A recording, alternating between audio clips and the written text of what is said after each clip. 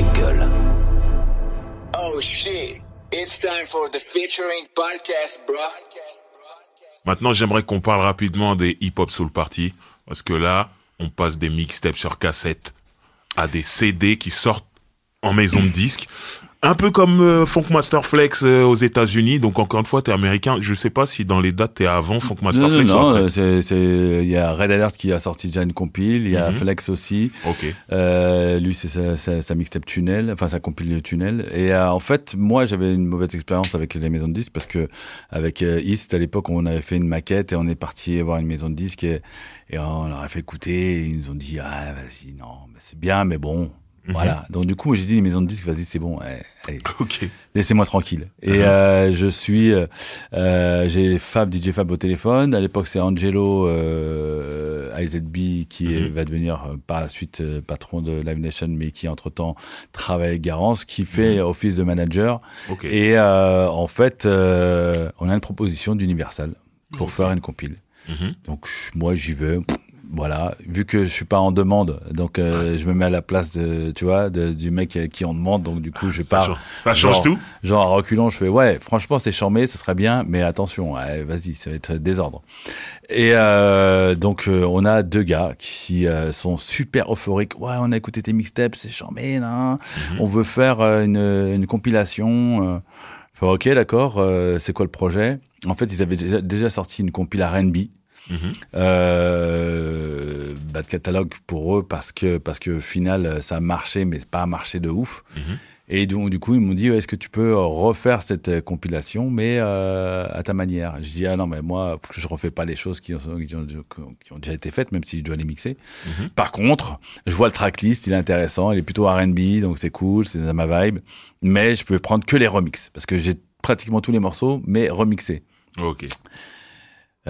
Ok, d'accord. En termes de droit, c'est bon, on peut les avoir et tout. Ok. Donc, on cherche un nom, Hip Hop Soul Party, on a trouvé ça et tout ça. Et moi, mes mixtapes, je gagne bien ma vie. Hein. Franchement, je vends à peu près... alors, pour l'époque, c'était entre 10 et 15 000 cassettes. C'est fou. Donc, le rendement, il est quand même... c'est de l'argent, tu vois. Et tous les mois, tu sors une tape. Et tous les mois. Donc, t'imagines. Et de cassettes, on est passé à CD. Tu vois, donc ça va plus vite. Et bref, donc du coup, ok, d'accord. Et là, je vois qu'en fait, il y a toute une industrie. Là. Et c'est là qu'à un moment donné, je comprends qu'il va falloir passer de association à société parce que, gros, je fais ça, on est en précommande déjà, et je te passe le cap du juridique parce qu'on a changé d'avocat. Enfin bref. Et avant même que la première compile soit en vente, en termes de marketing déjà, il y avait une idée. Je voyais déjà Funkflex, l'équipe de Bad Boy qui avait déjà des street teams, je leur ai dit je vais instaurer une street team en France. L'équipe de WH, on était déjà en mode avec des sweats, des t-shirts, bref. Et surtout, je me rendais pas compte de ce que ça allait générer comme argent. Ah ouais, d'accord. Avant même la sortie, à peu près, je savais que j'allais toucher entre 150 et 250 000 francs. Et là, j'ai fait ah ouais. Et on parle de Hip Hop Soul Party. Hip Hop Soul 1. Et là, j'ai fait ah ouais, ok, d'accord. Écoute, comment t'expliquer? Malheureusement, les drames de la vie font que février 96, c'est la sortie du premier Hip Hop Soul Party, qui est malheureusement dans une vibe très délicate pour moi, parce que c'est le décès de East. À ce moment-là. Donc, qui était le rappeur qui était binôme avec toi. C'était East et Cut Killer. Et mais malgré tout, au lieu de me morfondre et de me mettre en mode genre vénère, parce qu'en fait, lui, il allait à cette époque-là à Nova pour faire une émission, parce que moi, j'avais un show à faire en Belgique pour Africa Bambaataa et la Zulu Nation. Et bref, bon, il est arrivé ce drame. Et au retour, en fait, je m'étais mis en mode genre, vas-y, tu sais quoi, je m'enferme dans mon taf, en fait, pour pas me retrouver dans une vibe un peu chelou. Et de là, février 96 sort. Au moment de la sortie, on parle déjà de faire le 2. Ok. Donc déjà, en fait, il faut savoir que 96, j'ai fait Hip Hop Soul Party 1, 2 et 3. Février, juin, novembre. Tu les as fait, en fait. Les après, 3... les ont sortis. Non. Les ont sortis. C'est sorti la même février, année. Juin, novembre. Tu vois le déter. Okay. Ouais, tu m'avais dit qu'il y avait 250 000 points. Ah ouais, ramène, on fait. T'imagines bien que moi, je faisais une mixtape par mois. Ouais. Là, je faisais une mixtape, mais finalement, compile. C'est ça. Donc, c'était différent. Par contre, pour le 2, il fallait effectivement instaurer un tracklist. Et c'est là, où, effectivement, le rouage était plus important et plus compliqué, mais encore à l'époque. Moi, c'est l'impression que j'ai eue quand j'ai écouté la première. Je me suis dit, bon, j'ai l'impression qu'on lui a imposé les morceaux sur la première. C'est pas imposé. Et sur la deuxième, j'ai l'impression que c'est toi qui les as imposés. Oui, bien sûr. Mais parce que la première, c'était une copie, entre parenthèses, d'un 2.0 de titre, sachant que les remixes, forcément, on les jouait, mais c'était très R&B soul, donc c'était cool. Mais c'était pas dérangeant parce que c'était un projet on savait pas en fait où on allait. On savait qu'on allait avoir des triptyques sur l'affiche, on savait qu'on allait avoir des pubs télé, mais je me rendais pas compte de l'impact en fait. C'était la première. Hein. L'impact s'est fait au moment de la sortie. Personne n'avait fait ça. Il y a aucun DJ qui avait fait ça en France. Je suis le premier de ouf. Voilà. Je suis le premier de ouf parce que donc tu peux pas savoir en fait ce que ça va donner.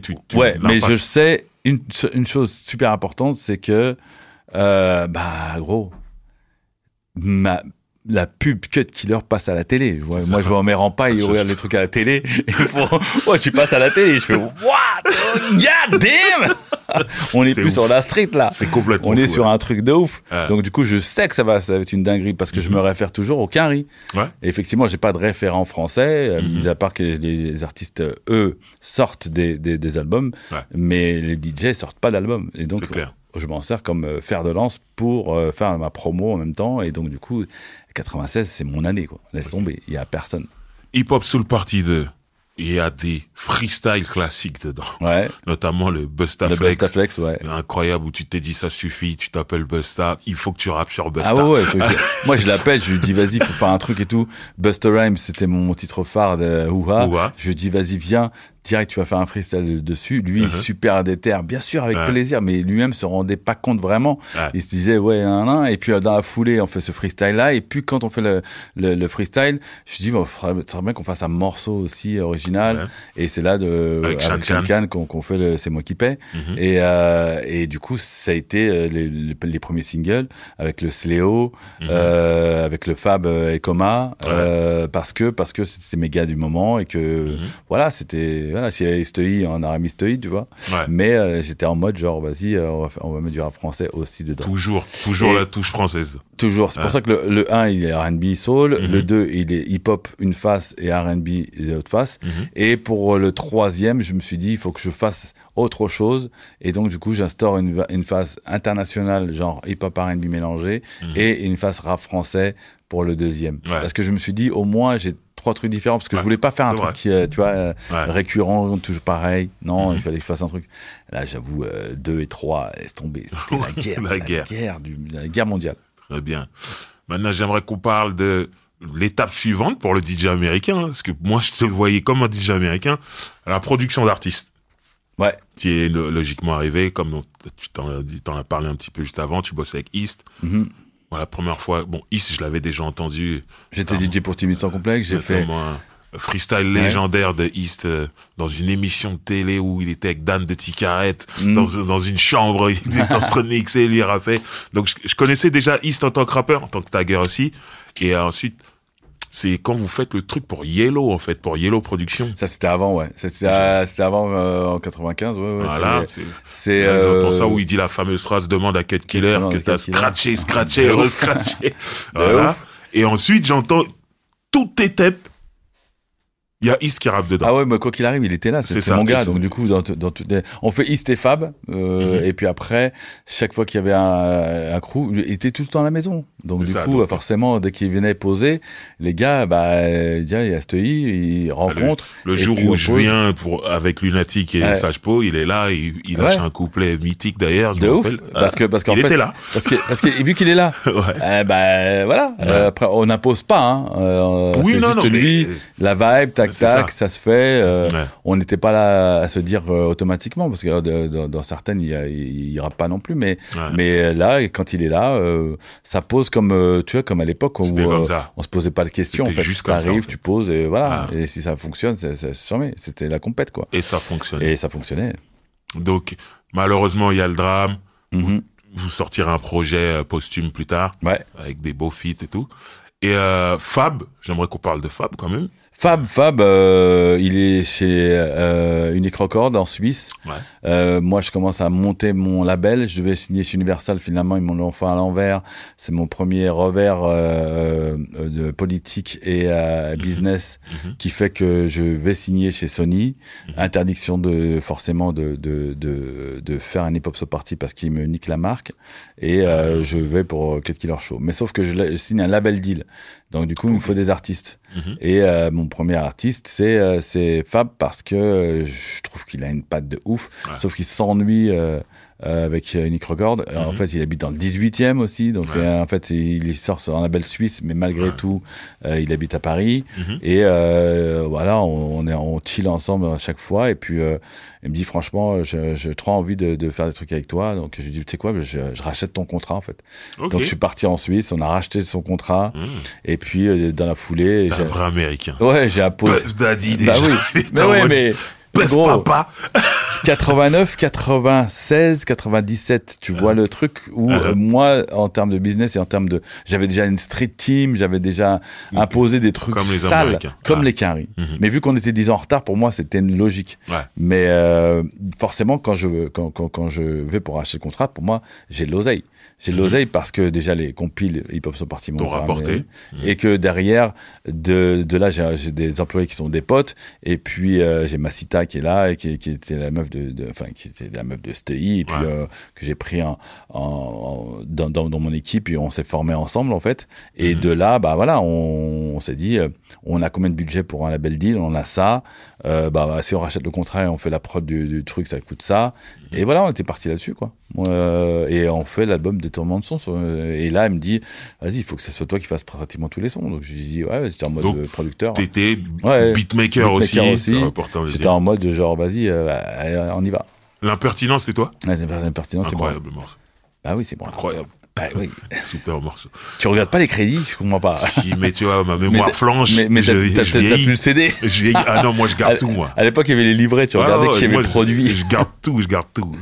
Voilà. De ouf. Et arrive à un moment super important en termes de chiffres.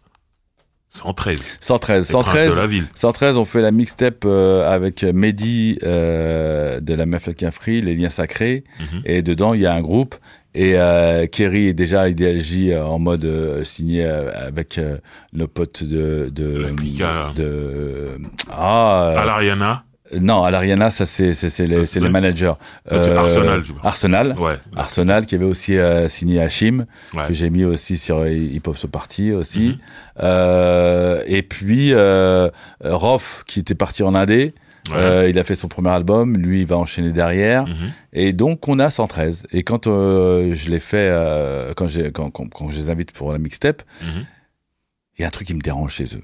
Il y a un truc qui me dérange parce que je prends à partie Mehdi, on est sur le couloir j'habitais à l'époque, cette fois-ci dans le studio en bas de chez mes parents, et je dis c'est bien, mais il y a un truc chelou, j'arrive pas à capter en fait la vibe et tout. Et là il m'explique, il me dit ouais c'est le premier duo parce qu'en fait ils font des allers-retours. Je dis mais j'ai l'impression que ça rappe, mais c'est pas que ça rappe mal, mais il y a un truc quoi.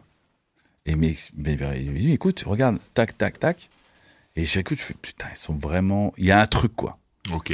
Et de là plus j'écoute, plus je me dis putain c'est vénère. Et puis ils sortent truc de fou. Ouais. Doudou, j'étais aussi son DJ avec Timide sans complexe. Ça se fait de manière, c'est pas chez moi, c'est de leur côté. Ivry, Vitry, tout ça là.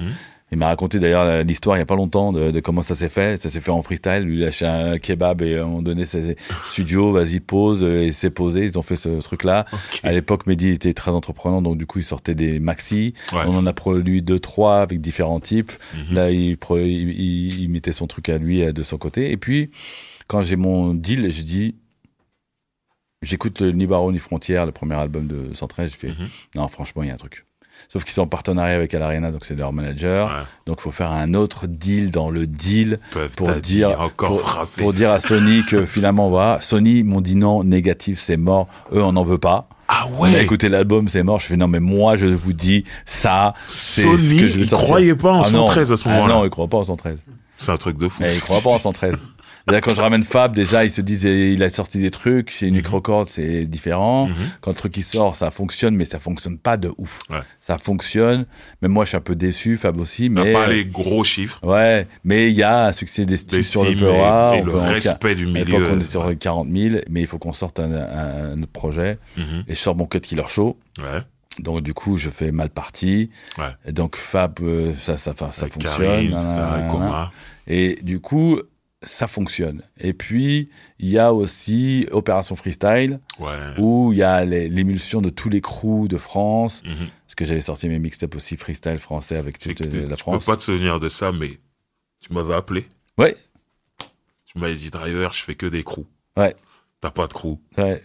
Est-ce que tu veux rapper avec Bougo Top? Tu m'avais dit ça. Ouais, j'avais pas le choix. J'avais dit ça. Je t'ai dit, ouais, non, ça va faire bizarre, respect à Bougo Top, mais je sais. les gens vont imaginer que je suis dans le crew. Tu m'as dit, je peux pas te mettre. Je t'ai dit, non, je comprends. Ouais, je sais, mais il y en a plein comme ça, de ouf. C'était technique parce que c'était un concept de crew, en fait. Donc, du coup, il n'y avait pas le choix. On pouvait pas faire des individuels. Et encore. Il y en a un qui est sorti du lot, c'est Ale Duke.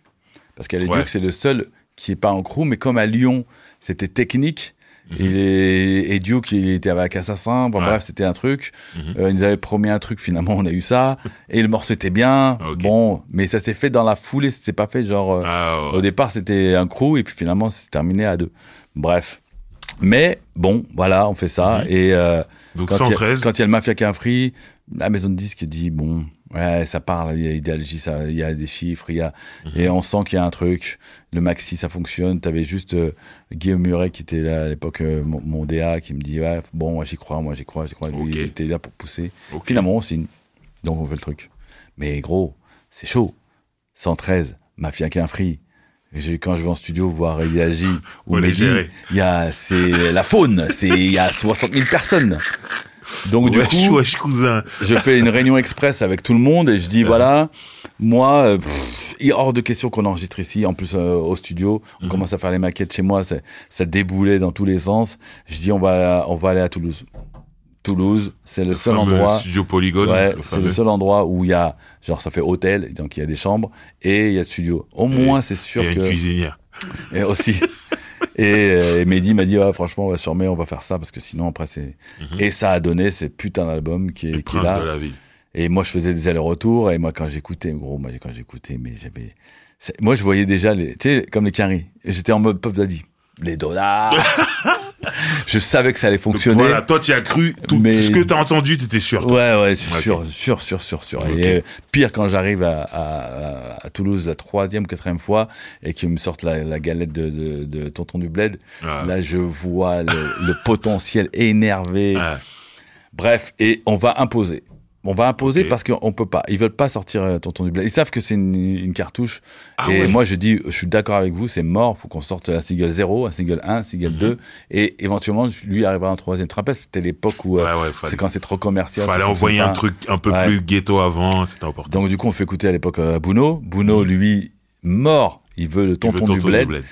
Nous, on lui dit, tu peux toujours courir. C'est mort. On te donnera pas. C'est hors de question. On te donnera que ce que nous on veut. Alors, donc, du coup, il y a une grosse concertation et puis finalement, on sort des titres qui sont improbables. Hold Up, Prince de la ville. J'ai jamais compris pourquoi il n'y a pas eu de clip sur Hold Up. Parce qu'à la base, quand on sort, c'est déjà à l'époque c'est compliqué, c'est un hold-up. Ouais. Mais c'est un hold-up dans le rap et on savait qu'on allait cartonner sur les autres et on sait que potentiellement en termes de business pour tout le monde, ça pouvait, mais on était focalisé sur les Princes de la ville.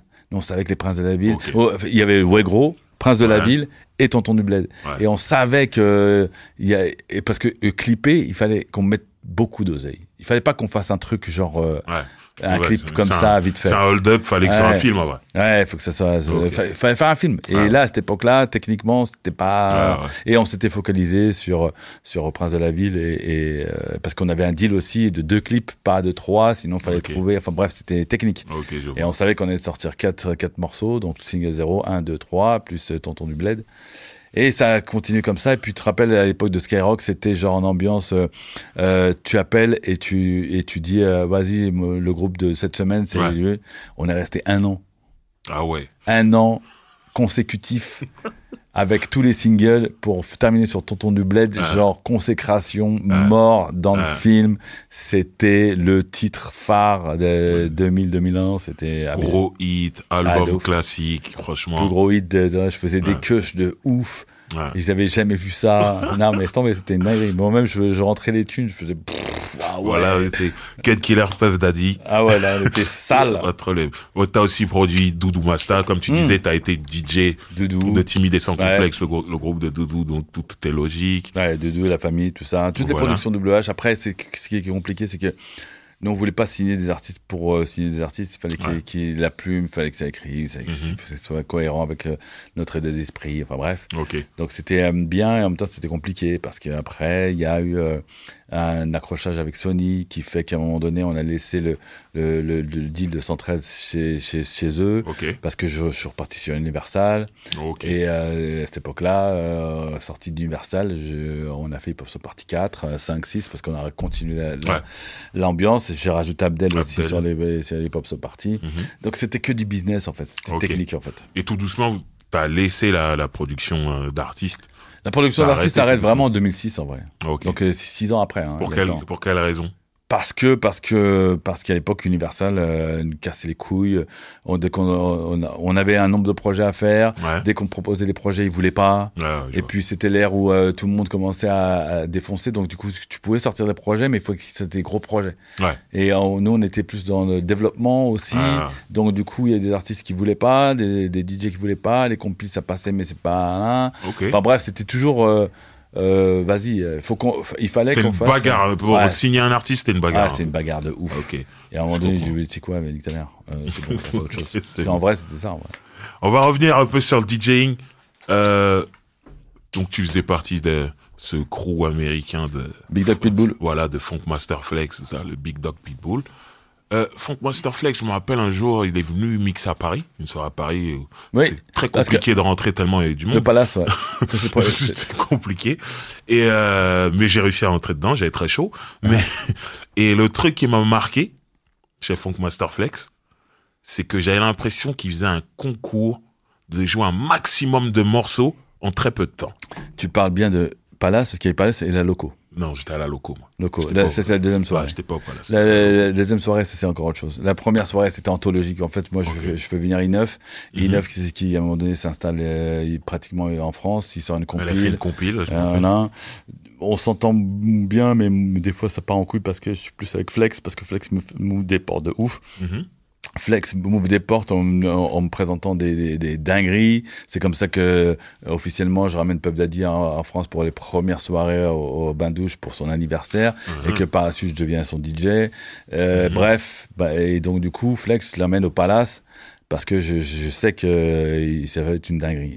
Et en fait effectivement au moment où je l'amène au Palace à Paris que du coup, je fais sa première partie, il voit la dinguerie que ça raconte.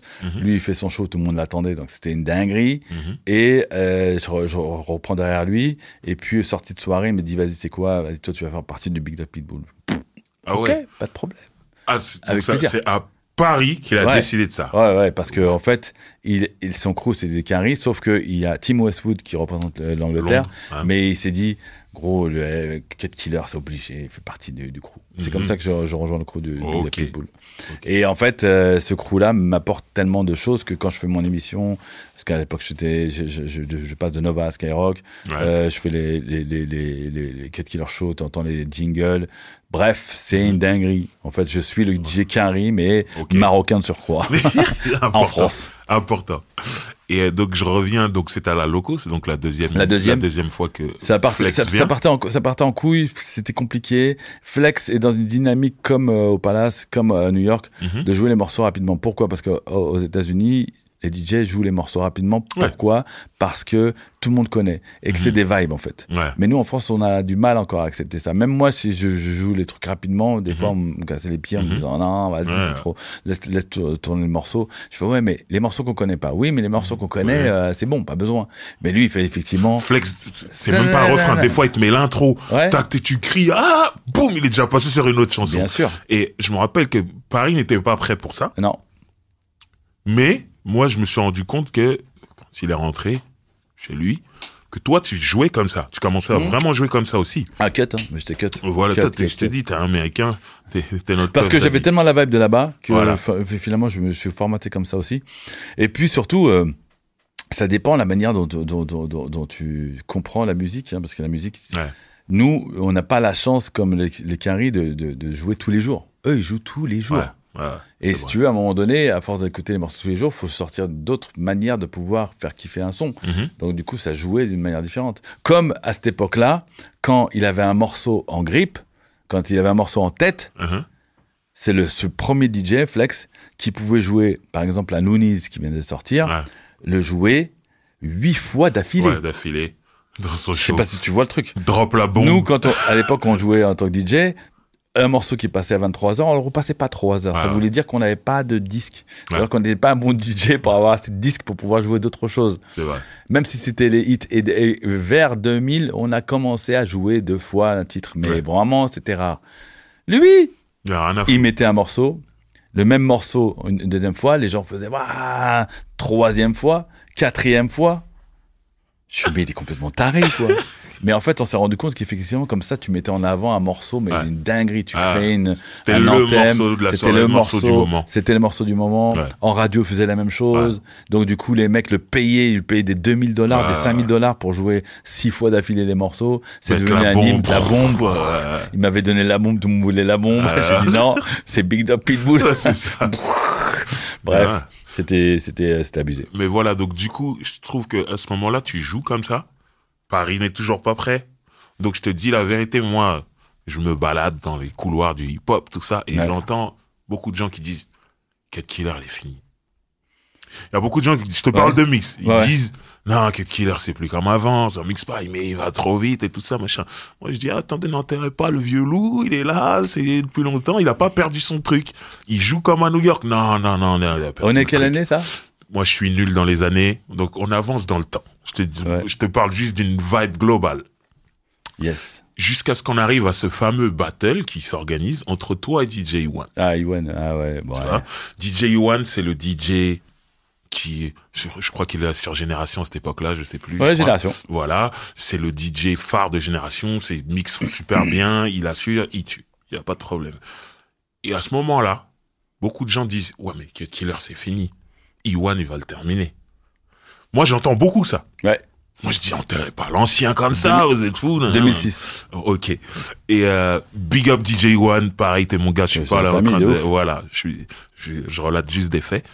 Et ce battle s'organise, arrive, et je te dis la vérité, dans les bruits de couloir, t'es pas favori, Kat. Est-ce que tu le ressens, toi, que t'es pas favori?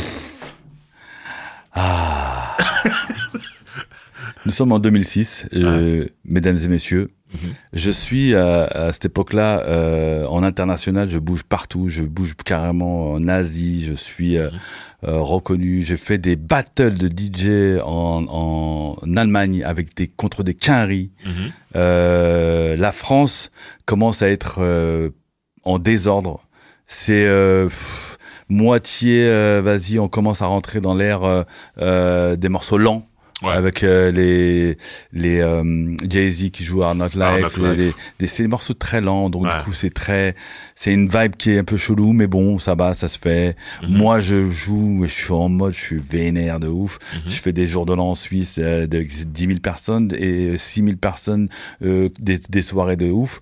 Et en même temps, En France, il y a Génération qui se met en mode, moi je suis Skyrock, mais Skyrock c'est vendu, c'est passé dans un cadre genre ouais mais bon, vas-y nous on est Génération, on est la radio du moment, la vraie radio hip-hop, blablabla, je les connais, je vais chez eux, je connais tout le monde, mais bon il y a un respect, mais bon on me met dans un coin, tout ça, mais vous savez pas ce que je fais moi pendant ce temps-là. C'est ça en fait, c'est qu'on n'a pas de nouvelles de toi. Je suis au States, je peux jouer à Vegas parce que mon pote Tony est à Vegas et qu'à un moment donné je vais à New York, j'enchaîne sur le Canada, je vais au final NBA, je suis dans une matrice. Gros, la France c'est pas c'est bien hein, mais c'est pas la priorité à ce moment-là. C'est pas la priorité et puis surtout c'est la vibe elle est pas vénère. Bref, mais les gens disent parce que forcément il y a un pack underground qui se dit ouais vas-y. Bref. Et puis il y a des petites soirées genre Babyloise où il y a des vrais DJ qui jouent. Moi je joue pas parce que je suis considéré comme le DJ un peu commercial. Je joue dans des trucs genre vénère. Mon cachet il est ouf. Ouais mais musicalement c'était dans un créneau. J'avoue moi je suis dans un créneau. Bon, bref, mais je sais que je garde le cap. Mais je sais que je fais des soirées genre pour pas cher en Allemagne parce que c'est des promoteurs qui sont hip-hop énervés et qu'ils font des espèces de battles contre des DJ.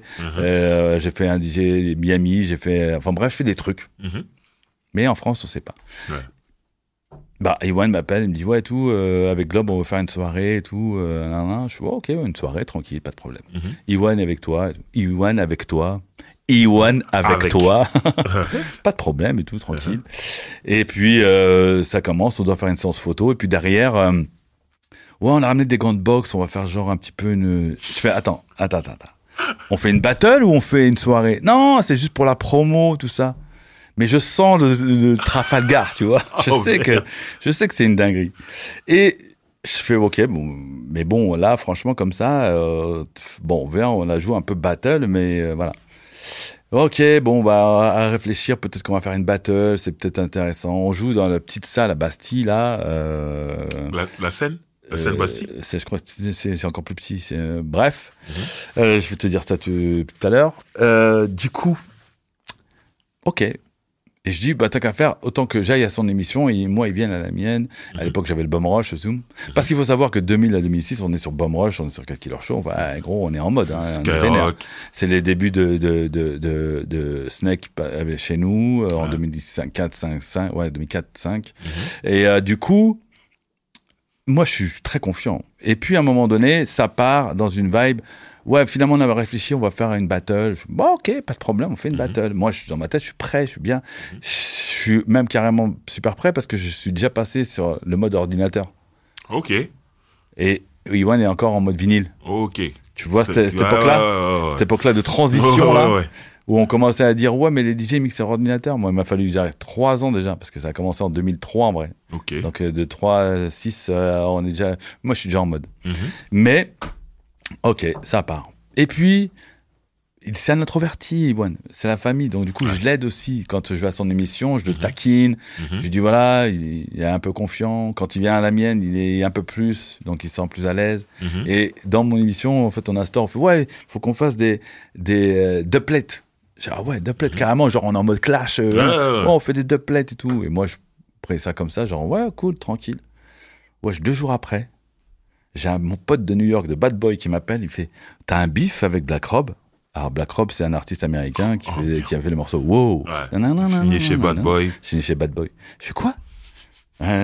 Black Rob? Ben non, je t'avais jamais vu, mais gros, si j'avais un beef, Puff, il m'a rappelé, quoi. Et là, je fais le rapprochement. Iwan, Spank était déjà à New York. En fait, il commence à faire des bifs, genre en mode, avec moi contre. Là, ça m'a vénère. J'ai fait, ah ouais, ok, mais allez, c'est bon, c'est parti. Tout ça, c'était pas. On t'a pas vendu le truc comme ça à la base. Non, oui, mais on est. Au fur et à mesure, on a commencé. Et là, je pars pas en couille, mais là, je vais le démonter. Là. Mais démonter dans le sens platine, hip-hop vénère. Donc, j'appelle Iwan, et je fais, ah ouais, bon, ok, on parle là-dessus. Bon, t'es sûr, hein? Je rappelle Globe. Je dis, hey gros, tu peux trouver une autre salle parce que là, ça va être n'importe quoi. Et je sens qu'il y a un engouement qui se crée vénère, mais là, ça va être vénère. Donc, du coup, dans la foulée, Globe, il me fait, non, mais attends, je vais essayer de trouver une autre salle. Je dis, ta soirée, ça va être la soirée de l'année, mais je te dis tout de suite, tu vas te retrouver en galère. Ouais, je vais voir. Ok, je raccroche. J'appelle Cynic, j'appelle Diams, j'appelle Slash, j'appelle tous mes potes pour faire des freestyles, genre dubplate, mais ils étaient pas prêts. Cynic était à cette époque-là le mec du moment. Le clasheur. Écoutez, Sénéca, t'es dans la merde. Bref, j'avais des cartouches sales. On arrive à une semaine du truc, là ça part en couille. J'entends Génération toutes les 2 minutes. Ouais, grosse soirée, old school contre new school, Génération contre Skyrock. Ça y est, ça va partir en couille. Nan. Vous allez voir, c'est là qu'on va voir la fin de Cut Killer. Et moi, j'écoute pas Skyrock à ce moment-là, j'écoute que Génération. Donc je suis en voiture, j'écoute Génération. Et là, je vois qu'effectivement, c'est dingue. Je fais, ouais, ils sont pas prêts. Ok, vas-y, à 3 jours de l'événement, oui, tous ceux qui sont avec Iwan portent des t-shirts rouges. Ouah, la dinguerie. Ok. J'ai le Bouno qui m'appelle, il fait, c'est quoi cette histoire de clash Skyrock Génération? Et moi, j'ai fait, oh, t'inquiète même pas, c'est bon, c'est une soirée, je sais pas, ils sont partis en flèche. Je fais, ouais, vas-y, mais arrange-moi ça, parce que, vas-y, on dirait que c'est genre à légal, alors que Génération, c'est à 0,8, et Skyrock, ils sont à 7,2, c'est un fossé entre les deux, tu peux pas faire de comparaison. Je dis, t'inquiète pas, vas-y, désolé, hein, c'est pas moi, mais ils ont faim. Ok. Arrive le jour de la soirée, gros, c'était n'importe quoi. C'était genre, la queue, elle était énorme. Elle faisait le tour de pâté de maison 2 fois. Et je dis, putain, ça va être une galère pour rentrer. Et le truc, il peut contenir 400 personnes max. Max. Je rentre que des t-shirts rouges. Genre, c'est bien ce que je dis. le 3/4, c'est des gens de Génération. Et t'avais un quart, comme ça. Et moi, je pars, mais tellement confiant. J'arrive avec mon crew, Pone, Bigali, bref. Et de là, je me dis, bon, ok, moi je me prépare. Tu sais comment je me suis préparé comme aux Jeux Olympiques? En mode genre, c'est la finale NBA.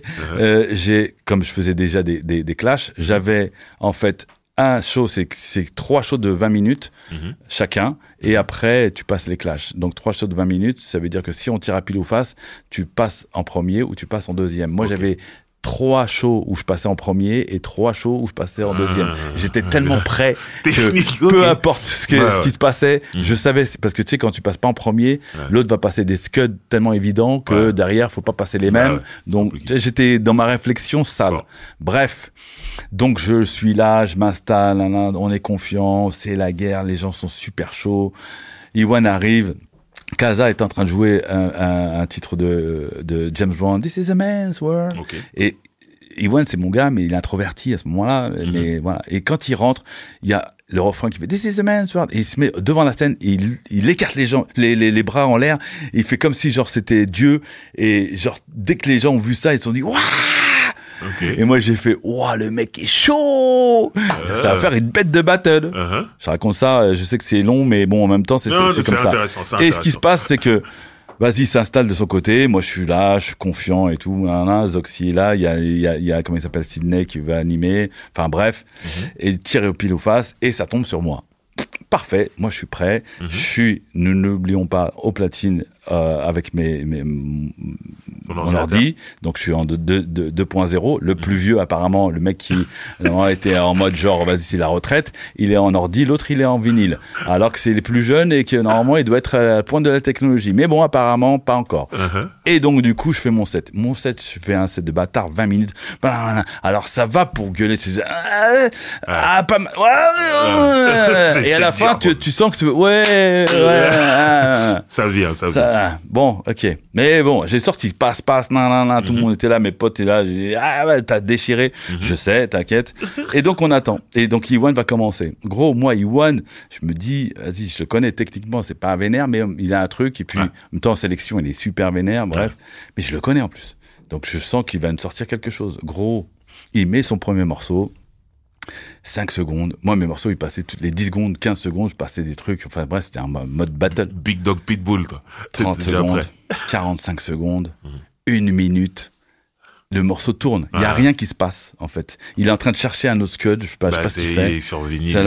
Il a pas Serato, quoi. Non, mais même à l'époque de vinyle, moi, tu pouvais enchaîner. Bien sûr. Et tu mets les scotch, c'est une dinguerie. Ouais. Mais de là, déjà, ça fait 1 minute. J'ai regardé tout le monde, je fais ça y est. Le battle est mort. Tu savais. C'est fini. Tu savais. C'est fini. Le mec, il a perdu je sais pas ce qu'il a. Apparemment, il avait une feuille tout marqué. Il a perdu la feuille. Enfin bref, le mec était décontenancé. Bon bref. Donc moi j'ai fait ça. J'ai fait bon, vas-y, c'est bon, c'est mort. Mais bon, après les gens ils étaient là. Faut aller au bout. Le truc il continue, il passe un morceau, mais ça scratch vite fait.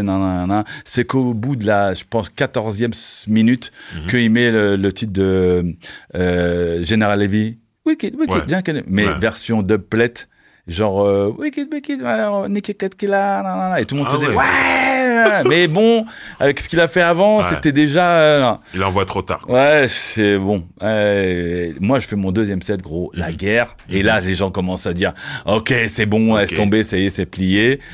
On arrive sur le troisième partie, et tu vois, il y a Iwan qui à un moment donné fait ouais, vous voyez, il y avait un t-shirt des Pop Underground de DJ Fab et tout ça. Ouais, sur ce t-shirt là, il y a non, sur le deuxième il met Computer Love, genre c'était bien joué, genre le morceau. Et sur le troisième il parle. Ouais, ce t-shirt-là, il y a tous les DJ, les vrais du hip-hop, mais pas Cut Killer. J'étais au courant de ce t-shirt, mais je savais pas que j'étais pas dedans ou dedans. Bon, bref. Je fais ça, je fais, oh putain, la dinguerie. Bon, bref. Et il parle pendant 3 minutes comme ça. Je fais, ouais, mais on s'en fout, vu du son. Bref. Et quand il joue le premier morceau, les gens étaient à moitié mitigés, mais bon, bref. Nous, j'avais déjà préparé mon truc. J'ai tous mes gars là. J'ai dit, vas-y, allez enlever. On avait tous des t-shirts, dont Big Ali. Il y avait marqué en gros, fuck Iwan, en gros. Je lui ai niqué son truc de t-shirt. Alors, et le t-shirt de Big Ali était vraiment grand. Et les gens, ils ont fait, waouh! Et le mec, il était en train de mixer, il comprenait pas pourquoi, waouh! Il a vu ça, il a fait, oh putain. Je te raconte pas les clashs après, parce que c'est trop long. Par contre, tu peux voir, parce que sur YouTube, t'as un résumé de cette soirée. Je l'ai vu. Et du coup, tu vois le truc, et tu vois effectivement qu'en interview, il dit, ah ouais, non, mais j'étais content, c'est ça. Bon, bref. Et le pire, c'est que le lendemain, déjà le soir, quand ils arrivent à Génération, il y a une mauvaise ambiance. J'ai un coup de fil de gens de Génération, genre ouais, on va virer Iwan et tout. Je fais ouah, la dinguerie. Je vais à Génération le jour d'après. J'ai entendu que le matin, il y a une espèce de truc de cercueil, de pot de fleurs, tu sais, des trucs genre en forme de cercueil, en disant Iwan, rest in peace. J'ai fait ah ouais. Génération même. Ouais, Génération même. Et je suis parti voir à l'époque.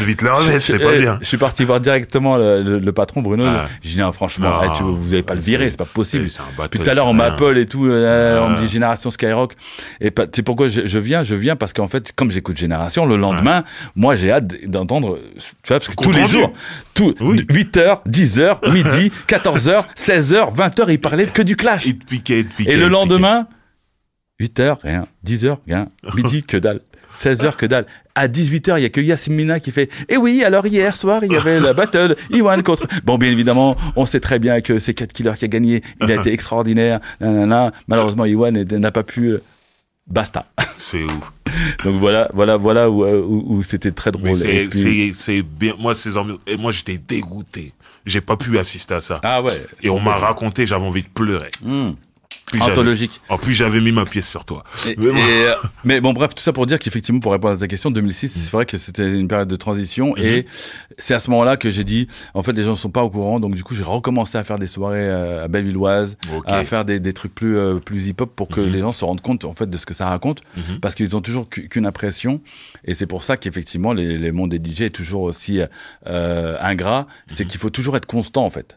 Et aujourd'hui, en 2020, du début de notre conversation avec toi depuis le 89 jusqu'à aujourd'hui, on me pose toujours la question, ouais putain c'est chaud parce que t'es encore là en fait. Et en fait, c'est pas moi qui suis encore là, c'est parce que on bosse pour être là. Mais si j'ai envie d'arrêter, si j'ai envie de me mettre au vert, il suffit de 6 mois et après on n'entend plus parler. Ouais, mais moi ce qui me choque, c'est que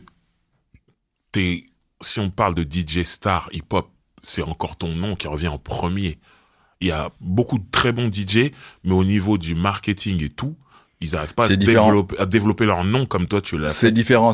C'est compliqué en fait depuis 2002-2003, c'est compliqué d'être un DJ en avant, sauf quand tu fais des titres comme, tu vois, quand tu prends Leska, tu prends, enfin il y a des DJ, tu vois, il y a Koraskov qui avait fait aussi des ambiances. Il y a plein de DJ qui font des trucs qui font que, vous avez des tracks qui font que ils peuvent être mis en avant de ouf, mais ils sont obligés d'être beat producteur, producteur et DJ. Mais le travail du DJ même, en tant que DJ même, ça marche plus comme ça. C'est différent. Ça a changé. C'est différent. Et surtout que quand tu fais des tracks, t'es obligé, dans le modèle économique aujourd'hui, de perdurer comme ça, faisant des tracks comme DJ Khaled fait. C'est pour ça qu'on parle que de DJ Khaled, parce que c'est le seul qui, effectivement, DJ Khaled, et qui ramène plusieurs artistes de maintenant. C'est pour ça qu'effectivement, on parle que de lui principalement.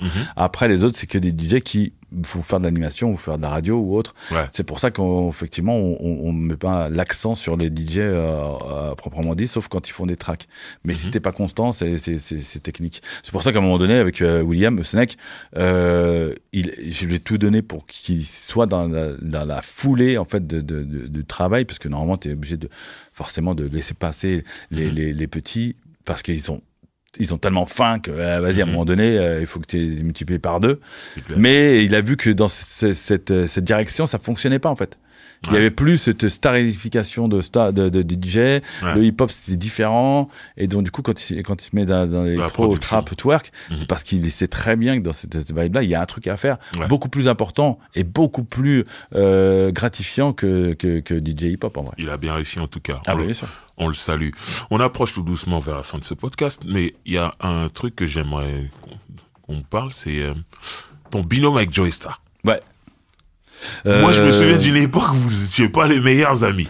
Mais non, mais comment c'est quand le déclic où vous êtes devenus les meilleurs amis tout d'un coup, avoir un binôme soirée toi au platine, lui au micro, c'est quand en fait? Joey Starr, Kushen, NTM, moi IAM, j'ai pas de problème avec NTM parce que IZB à l'époque avec Angelo Garance, on était les premiers tourneurs d'NTM.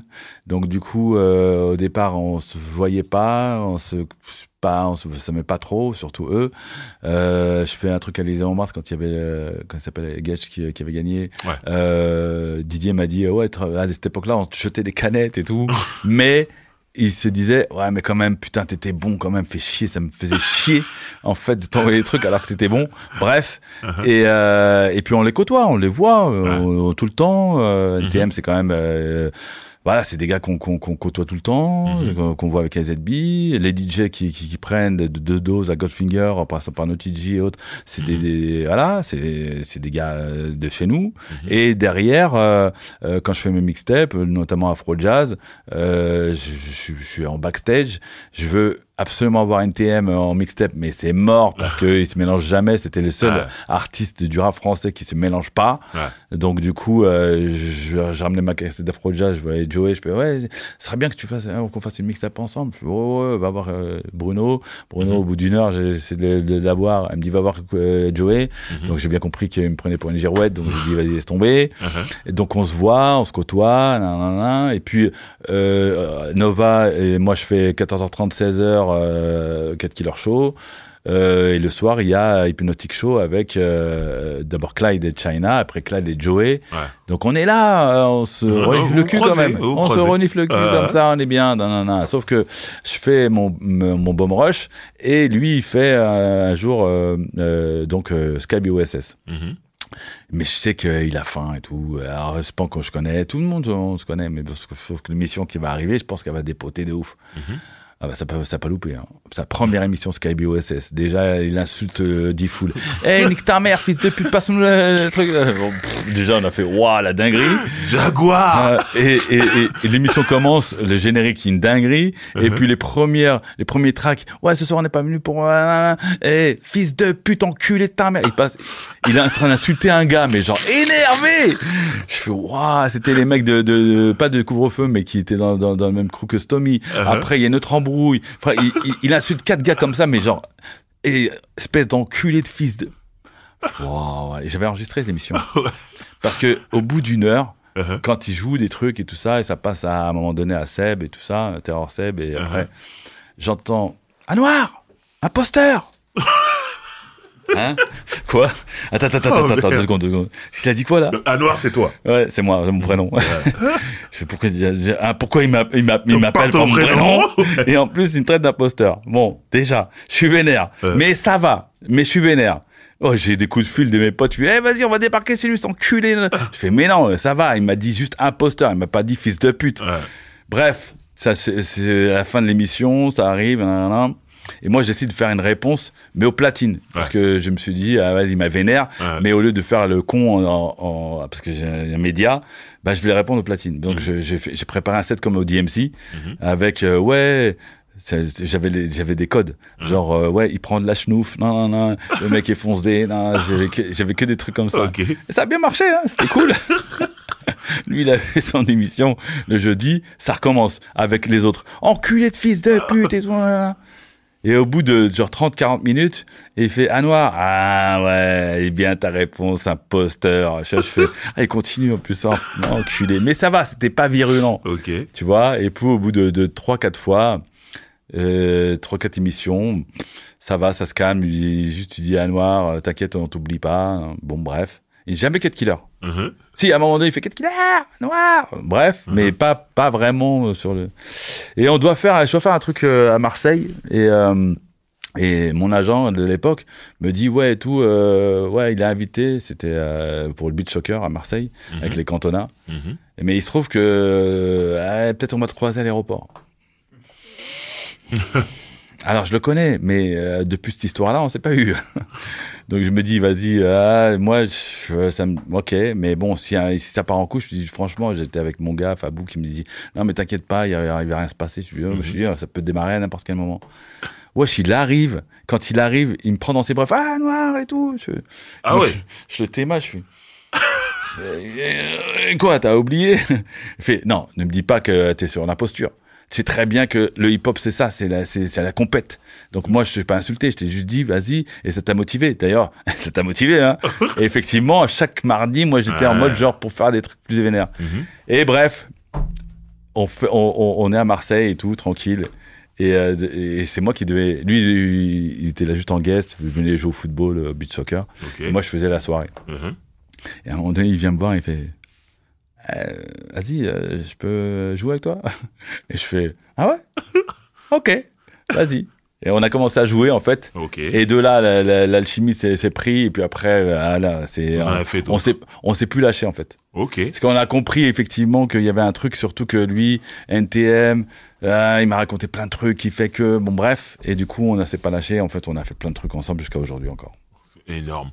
Magnifique. Et aujourd'hui, je fais la musique du film du biopic d'NTM. Donc, du coup, pour moi, où on en est aujourd'hui. C'était mal parti. C'était mal parti. Voilà, au final. Mais ça va. Là, très bien. Cool. Ça part du globo parce que on les voit. Joey et Kouchen, on les voit. C'est des danseurs. En vérité, il secte pas un imposteur. Non, l'imposteur, c'était pour dire, genre, il faut comprendre pourquoi. L'imposteur, c'était genre, ouais, t'es pas un quinri. Donc tu joues le quinri et t'es bon au platine, y a pas de problème, mais c'est pas parce qu'à un moment donné tu fais que des trucs de ouf, parce que je faisais les premières parties de concert aussi. Tous les premières parties de Garance, première concert j'étais là. Donc les gens ils étaient obligés de savoir qui j'étais. Je m'étais placé partout et ils comprenaient pas, sauf qu'ils disaient ouais mais c'est normal, c'est Angelo. Donc c'était plus simple. Alors oui, il y a cette partie. C'était une manière de dire ouais, c'est bon, t'es bon, mais bon, t'es quand même un imposteur. Mais lui-même se dit imposteur.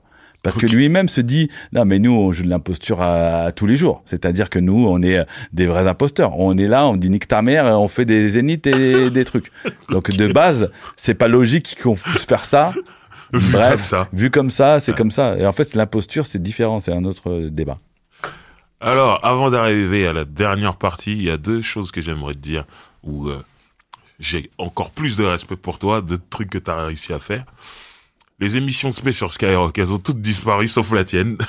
Ah ouais. Ton marabout est très puissant, je sais pas, mais respect déjà pour ça. T'es toujours là, en 2020. Ouais. Tu as toujours ton émission sur Skyrock.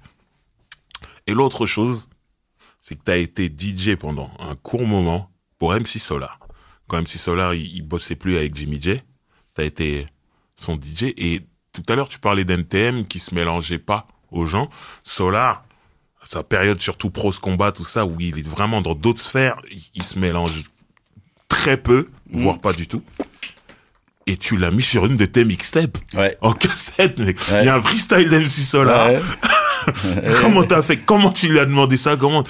C'est-à-dire, toi, la courte période où t'as été son DJ, tu t'es dit, il me le faut sur ma tête. Non, alors, ça commence comme ça. Je vais te répondre aussi pour les émissions. Après, ça va être très, très simple. Solar, quand je suis en mode, je suis un des DJ qui bouge partout. Solar, on le connaît. Posty 501, on le connaît. EJM, j'étais son DJ aussi. J'étais DJ pour plein de groupes, en fait. Parce que j'avais pas de groupe attitré. Et puis, surtout, j'étais pas en mode pour me mettre à chaque fois avec un seul groupe. Ouais. Même Doudou l'avait compris. Quand j'ai fait Original MC, à un moment donné, je l'ai même inséré dans un track et tout. Avec Stoï, je dis non, il voulait faire un truc, il a quand même fait un couplet, mais je dis non, on s'associe pas avec Original MC parce que c'était un groupe peu monté, mais c'est comme ça que j'ai rencontré mon gars Sofiane et bref.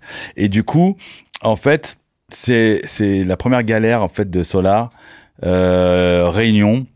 Il m'appelle, il me dit ouais et tout, ça te dit de venir à la Réunion. À l'époque, c'était mes premières, premières armes hors France. Je suis La Réunion. Oh ouais, mais pourquoi? Non, parce que Jimmy J, il est sur son projet, il était sur les coups de session, mais avant même qu'il était sur les coups de session, il y a embrouille, mais je suis pas au courant. Je pas de problème et tout, donc du coup, je t'appelle toi parce que je sais qu'il y a que toi qui va pouvoir gérer ça de manière simple et efficace parce qu'on n'avait pas de répète en vrai. Parce qu'il y avait 2 jours avant de partir. Il m'appelait la semaine d'avant. Donc du coup, il fallait préparer le show, comme Jimmy faisait, donc avec les vinyles, donc refaire ça. Mais moi, comme j'étais très rapide, je dis, ça, c'est pas un problème. On a fait une répète juste le jour de la veille du concert. Et j'ai fait le truc. Et donc du coup, je fais ça et je suis là en remplaçant, juste pour la date de la Réunion. Cool, tranquille, ça se passe bien et tout. Et quand il m'appelle, forcément, il voit pas d'autres personnes, en fait. Il y a Jimmy J, mais il y a les autres DJ sont là, mais il n'a pas d'affinité. Nous, on se croise, on se voit. Je le connaissais d'avant. Bon. Et puis après, passe genre 2 semaines. Il me dit ouais, bon vas-y, Tahiti. Tahiti, avec plaisir. Tahiti, avec plaisir. On va là-bas. Donc je revois l'équipe là-bas. Avec Ménélique et tout ça, et là ils me disent ah ouais mais toi t'es le DJ des îles. Je fais écoute, je fais ce que je peux, t'as vu. Et je me mets en mode, et surtout que au retour, parce qu'il y avait Boombass, Zdar, il y avait l'équipe de il y avait l'enregistrement de d'autres titres qui étaient qu'on mettait en mode parce que Pros Combat était déjà sorti.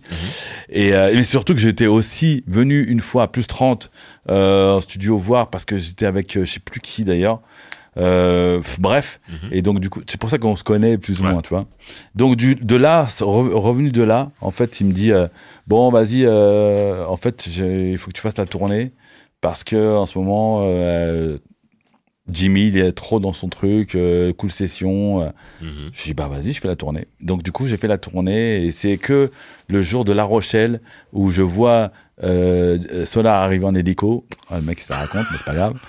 Et je vois toute l'équipe de l'époque, Démocrate D, Jimmy, ils étaient venus en boule D. Je crois qu'ils voulaient faire une dinguerie.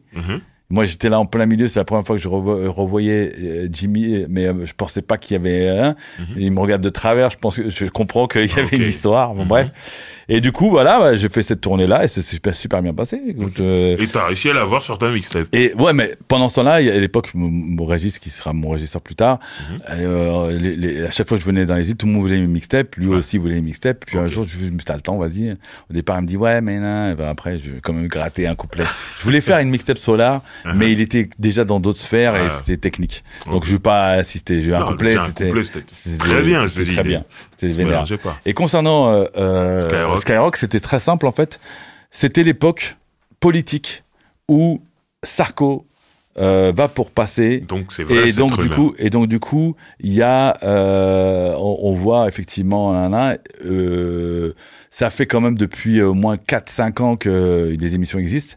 Il faut savoir qu'il n'y a pas d'audimat le soir, mais ça crédibilise la radio pour l'aspect underground. Et puis c'était les belles années 2000 à 2006, 2004, 2005. C'est vraiment les années de ouf. Et On entend Sarko qui va venir, donc il vient, sauf qu'à un moment donné, Joey il part en couille, vas-y, on voit que ça part en flèche, et puis comme par hasard, bruit de couloir, apparemment les émissions vont sauter. Mm-hmm. J'ai Lord Issa qui m'appelle, il me fait ouais et tout, putain, ils viennent nous dire, c'est bon, l'émission c'est mort. Mm-hmm. Bon, vas-y, j'entends Joey, elle me dit cet enculé, il nous a niqué l'émission. Mm-hmm. Moi, j'allais dire consulté. Je suis appelé par Bruno pour venir convoqué à son bureau. Mm-hmm. Déjà convoqué, bon merci, c'est cool. Moi je pars, j'ai plus d'émission. Oui, Cut Killer Show, t'entends les autres, c'est mort. C'est normal. Donc j'arrive, je fais, je sais, c'était une belle aventure et tout. Il fait quoi? Écoute, j'ai bien compris, je les ai eu les autres, il y a plus d'émission. Mm-hmm. Ah mais non, les émissions de nuit, oui. Mais toi, c'est pas une émission de nuit. Cut Killer Show, c'est, il y a de l'audimat, et c'était là avant, et ça sera là après. Donc du coup, en fait, je regarde. Oui, non, mais ça n'a rien à voir. Là, tu l'as mis dans le même cadre, mais en vrai, c'est pas le même cadre. Le cadre, c'est que ces émissions de nuit, c'est des émissions de nuit après minuit. Il y a pas d'audimat. Toi, le samedi, c'est l'audimat. Et l'audimat est très bon, donc je peux même pas te dire de dégager parce que c'est ton émission. Et me connaissant, je suis pas le mec mode virulent. Je suis en mode genre, je passe du son en fait. Donc du coup, en fait, je reste le samedi, mais ils m'ont sucré quand même le mardi. Ouais. Donc du coup, en fait, je reste sans rester. C'est pour ça que les gens commencent à me dire ouais et tout, mais pourquoi t'es resté? Je fais ouais, mais moi-même, j'étais en train de me défendre, de dire oui, mais c'est à part, c'est une émission qui est l'audimat. Ouais, mais quand même. Oui, mais mon émission du mardi, elle a sauté, gros. Et en fait, c'est vraiment une histoire politique que c'était compliqué. Et j'ai entendu ça, mais je savais pas si c'était. Et en même temps, pour la gouverne de Sky, c'est vrai que ça tournait en rond. En vrai. On va pas se mentir. Des fois, Joey est pas là. Des fois, moi, je suis en tournée, je laisse mes DJ. Des fois, le mercredi, bon, ils sont toujours là, mais tu sens que l'engouement, ça fait 5 ans d'émission. C'est beaucoup. Il y a pas de renouvellement, et surtout, le game, il a changé. Parce qu'au départ, c'était vraiment un rap game. Donc, du coup, tout le monde écoutait les émissions spé. Il y a eu des trucs, moi, je me rappelle, DC's, ils sortent de ça. Oui, bien sûr. Je pète les plombs, ça sort des émissions spé. Mais il y a plein d'artistes. Mais sauf qu'à un moment donné, le modèle économique a changé aussi. Donc, quelque part, la crédibilité, ça y est, Sky, ils l'ont déjà. Ils sont déjà en mode. À quoi ça sert d'avoir encore des émissions? Surtout que tu payes, il n'y a pas d'audimat. Et que pendant 5 ans, tu aurais pu effectivement faire des dingueries, mais tu t'en bats les couilles. Il y a des moments où... je te dis, quand tu écoutes les dernières émissions, c'était ça, mais c'était plus genre une espèce d'envie de dire, vas-y, on est encore là, mais en fait, ça tourne en rond, En vrai, je te dis... Il n'y a plus le même jus. C'est pas la même chose. Ok. On arrive à la fin de ce podcast. Et comme à chaque fois, on offre un cadeau. Aux gens qu'on reçoit. Et là, pour toi, je sais pas si t'es quelqu'un qui garde tout, qui archive tout. Moi, je garde tout, gros. Tout, ok. Donc... j'ai des trucs de toi, tu sais même pas. Des fois, je les découvre en soirée. Aussi. Mais, peut-être que t'as déjà ça, mais en tout cas, j'ai retrouvé pour toi, l'équipe a retrouvé pour toi des émissions de Radio Nova de 1995. Et on les a en cassette pour toi. Chambé. Oh là là, en cassette en plus. La folie. Avec le logo, parce que j'ai fait des logos de personnages. Ça c'est chambé de ouf. Tu vois. 3 janvier 90. Tu me fais plaisir de ouf. Donc c'est pour toi. Il faut que je vérifie que dans mes archives, je les ai pas aussi. Tu sais que j'en ai gardé plein. J'ai la première. J'ai la première de Sky aussi. J'ai gardé plus de 200 émissions de Sky du début, les premiers. C'est dingue. Mais ça c'est chiant, mais Martel. Comment je suis refait de ouf. Du coup, alors moi aussi j'ai un cadeau pour toi. Pamela. Il y a Pamela pour toi. Je l'aime bien. Mortel, c'est cool. Voilà, en tout cas, merci pour ton passage, merci pour ton histoire, merci pour le parcours. Bon, on était rapide. Voilà, qui est encore plus long que ça. Merci en tout cas pour les mixtapes, ça fait plaisir de ouf. En plus en cassette, ça veut dire que vraiment il va falloir que je me mette en mode de ressortir mon radio cassette que j'en ai 3. Et j'ai un Walkman Cut Killer aussi qui a été fait il y a pas longtemps. Magnifique. Voilà, et en plus c'est marrant parce qu'il y a le début du personnage. Ça c'était au moment où j'avais fait la haine. Voilà. Justement, j'aimerais qu'on parle. C'était fini. Non, j'ai juste besoin que tu me balances quelques anecdotes.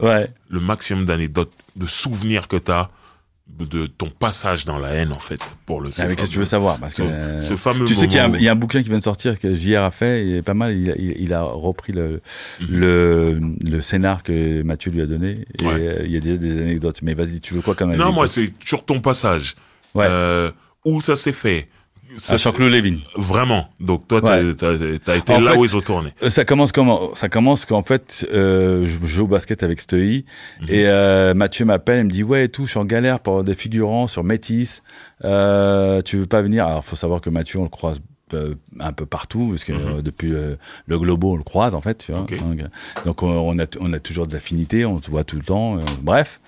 Et il y a Madge, il y a Assassin, il y a le frère de Vincent, il y a Tusquoire, bref.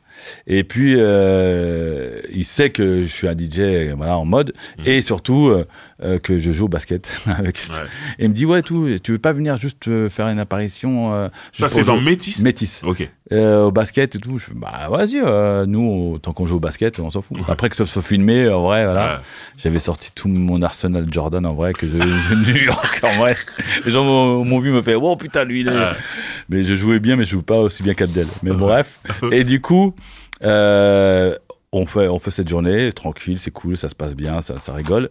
Et il me dit ouais, je suis sur un scénar d'un film qui va s'appeler mais ça reste entre nous parce qu'à l'époque ça s'appelait pas comme ça, mais il a déjà l'idée de la haine. Et il me dit il y a une scène avec un DJ et tout ça. Moi bah ouais, avec plaisir et tout, de ouf. Quand c'est fait, tu me dis. Et entre-temps, ce que j'ai su après, c'est qu'en fait, il me l'avait dit pour moi, mais après, il avait peut-être aussi Clyde dans les parages. Mais je crois que Clyde, il pouvait pas. Mais ça, je l'ai su après. Moi, au départ, il me dit un truc, et après, je reviens de deuxième truc. Et il m'appelle, il me fait ouais, tout. Donc c'est bon, je t'envoie ta partie. Alors, ça se passe à Chanteloup-les-Vignes, faut venir et tout. Je fais bah vas-y, avec plaisir. Donc préparation de feuilles de service. Faut partir à Chanteloup-les-Vignes. Par contre, il va falloir y aller la veille. Parce que voilà, donc on va dormir, on est dans un espèce de petit appart dans la cité. Je suis avec Vincent, Saïd, Hubert, il arrivera plus tard, donc on est genre 3h du mat. On est entre dormir et rigoler, tu vois le délire. Donc du coup on passe le truc. Et puis la scène. Et quand on arrive sur la scène, il m'explique. Alors voilà, je vais un mini hélicoptère qui va être devant. Moi, je veux que ça soit ça. Nanana. Je fais ok, je remets mortel et tout. Et mais il me dit genre last minute. Par contre, faut faire un truc avant. Je fais comment ça? Tu m'as dit, il fallait juste genre faire. Et on n'entendait pas le son. Je fais non, mais il faut juste faire un truc au platine. Je fais, la dingue. Alors c'est pas le fait de préparer un truc, sauf qu'il me le dit la veille où j'avais ramené 4 scuds, dont les scuds d'Assassin, et j'étais en galère parce que j'avais pas de scuds. Donc il fallait que je trouve des plans à l'intérieur des trucs. La dinguerie. Donc je cherche et tout, genre 1 heure avant le tournage, je trouve une petite partie dans un trek d'Assassin là, et puis il me dit ça c'est bon. Ok, d'accord. Donc le premier truc qu'on voit au départ, c'est ça. Après il me dit juste fais ça, il me donne les directions sur ça, et je fais ok, j'en mets. Moi, je pensais que c'était que ça. Mais sauf que là, à un moment donné, il me dit, ouais, voilà, il y a une scène où il y a l'hélico qui part. Ok, d'accord. Bon, bah voilà. Mais sauf que cette scène-là, elle galère de ouf. Parce qu'il y a du vent, c'est un mini-hélicoptère. Tu sais, c'est les télécommandes. Enfin, c'est les maquettes, là. C'est les petits. Donc, du coup, ça, télécommandé. Donc, du coup, c'est une galère et tout. Donc, on passe la journée, ça marche pas. Et je lui dis, mais qu'est-ce que je mets comme son? Je mets n'importe quoi. De toute façon, on verra pour l'instant. Je suis, bah ouais, je mets n'importe quoi, en fait. Au départ, quand je balance le son, c'est pas le truc de la haine. Ok, c'est ça que tu veux savoir. Non. Donc, il faut que je revienne le lendemain. Je lui dis, mais on va rester. Non, parce qu'il change de truc. Il faut qu'on prépare la scène d'après. Mais cette scène-là, je suis obligé de la tourner. Donc, demain matin, il faut revenir. Bref, je pars à Paris, je reviens. J'avais des scuds, donc du coup, je pouvais balancer autre chose. À l'époque, j'avais balancé, je ne sais plus qu'un morceau du moment, genre Naughty by Nature, un truc comme ça. Et du coup, on fait cette scène. Ça se fait en 2 jours, en fait. Ok. Donc voilà. Après, je rentre chez moi, je reviens 2-3 jours, il y a le truc sur le toit, je vois quelques scènes qui tournent et tout, Jean-Claude Lévin, c'était à côté des Mureaux, enfin à côté enfin à côté, plus ou moins, et j'en profitais pour voir mes cousins, bref. Et puis, arrive le jour du montage, genre c'était 2 mois après, et c'est là que, en fait, il me dit, il faut qu'on trouve un morceau à mettre qui représente la France, qui est hip-hop, hein. Bref, il me fait un truc. Je fais populaire, genre chanson française, hein. Ouais. Donc du coup, tout ça se mélange dans ma tête. Ouais. J'ai dit, ok, vas-y, que je vais faire un truc. Et de là, c'était, j'arrive chez moi, je me mets en machine, je cherche des trucs. Et puis, j'ai les scuds de mon rap de l'époque, Edith Piaf. Voilà. Donc, je trouve ça, non, rien de rien, je regrette rien, c'est pas mal, ça. Les KRS-One, c'était le truc du moment à l'époque. Ou Son de la Police, c'est pas mal. Le titre Police, à la fin, il y a on acapella Nique la police. La justice nique sa mère. Le riff, c'est l'instru de Biggie. Sauf qu'il n'y avait pas l'instru. Sauf qu'il n'y avait pas l'instru. Il y avait juste la guitare. Ouais. Donc moi, j'ai repris juste la guitare. Ok. Et après, je fais mon truc, je retape le beat, je fais ça, je mélange tout ça. Gros, je suis arrivé, il m'a fait « Waouh, mais c'est ça qu'il faut !» Moi, je dis « Ah ouais, ok, vas-y. » Et à ce moment-là, quand il me montre ça, moi, les rushs que j'avais vus quand il m'a posé la question, parce que j'étais venu à la salle de montage, c'est en couleur. Sauf que là, quand je suis arrivé, c'était en noir et blanc. Je fais « Mais pourquoi le truc est en noir et blanc ?» Il me dit « Parce qu'on fait en noir et blanc. » Je fais « Non !» Ouais, on a tourné en couleur parce que la prod il cassait les couilles, mais en fait moi je le voulais en noir et blanc. Je dis non, tu veux le faire en noir et blanc. Aujourd'hui tout le monde, ça y est, on est habitué, on l'a tous vu comme ça, mais en vérité c'est fou. Ah mais moi j'ai trouvé ça ouf, j'ai fait putain mais pourquoi c'est pas en couleur? Parce que je le voulais pas en couleur, mais je pouvais pas le dire, il voulait pas que je tourne en noir et blanc. Ah ouais. Il a refait à l'envers. De ouf. Et après on a collé le son au truc. Okay. Il fallait que il a eu quand même un jour et demi en plus parce que en fait lui il a fait un montage.